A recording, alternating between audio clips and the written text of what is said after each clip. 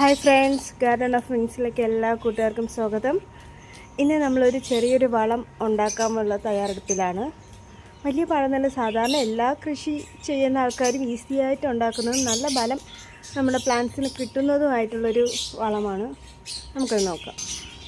അത്ര വലിയ കഷ്ടപ്പാടൊന്നും ഇല്ലാതെ നമുക്ക് ഈസിയായിട്ട് പ്രിപ്പയർ ചെയ്യാൻ പറ്റുന്ന ഒന്നാണ്. നമ്മൾ ഈ എല്ലുപൊടിയും അതേപോലെ തന്നെ കടലപ്പിണ്ണാക്കും വേപ്പും പിണ്ണാക്കും കൂടെ മിക്സ് ചെയ്ത് വെള്ളത്തിൽ ഒരേ ഈക്വൽ ക്വാണ്ടിറ്റി എടുത്താൽ മതി. എടുത്ത് നമ്മൾ വെള്ളത്തിലിട്ട് വെച്ച് മിക്സ് ചെയ്ത് വെച്ച് 3 ദിവസം പുളിപ്പിച്ചതിന് ശേഷം അത് നമ്മുടെ കൃഷിക്ക് ഉപയോഗിക്കുന്നത് ഞാൻ ഏറ്റവും കൂടുതൽ ചെയ്യുന്ന ഒരു വളമാണ്. ഈസിയായിട്ട് ചെയ്യാനും പറ്റും, നമുക്ക് ഉപയോഗിക്കാനൊന്നും വലിയ ബുദ്ധിമുട്ടില്ലാത്ത ഒരു വളമാണിത്. നല്ല ഗുണവും കിട്ടും ഇതിൽ നിന്ന്.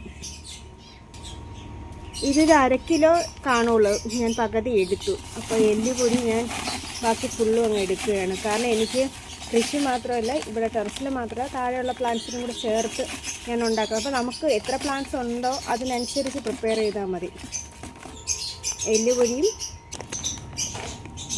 പിന്നെ നമ്മുടെ കടലപ്പിണ്ണാക്കും 1/2 കിലോ തന്നെ മതി.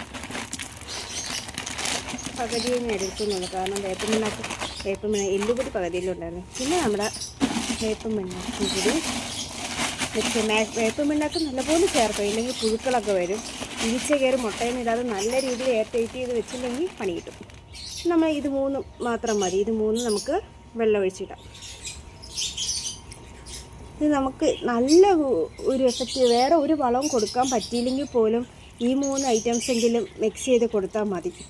അത്രയെങ്കിലും നമ്മൾ ഈ കൃഷി ചെയ്യുന്നവർ, അത്യാവശ്യം വീട്ടിലേക്ക് എല്ലാ കൃഷിയും വേണം, എല്ലാം ചെയ്യണം എന്ന് ആഗ്രഹമുള്ളവർ എന്തെങ്കിലും വളത്തിൻ്റെ സെറ്റപ്പും കൂടെ ചെയ്യണം. ഇല്ലെങ്കിൽ പണി കിട്ടും.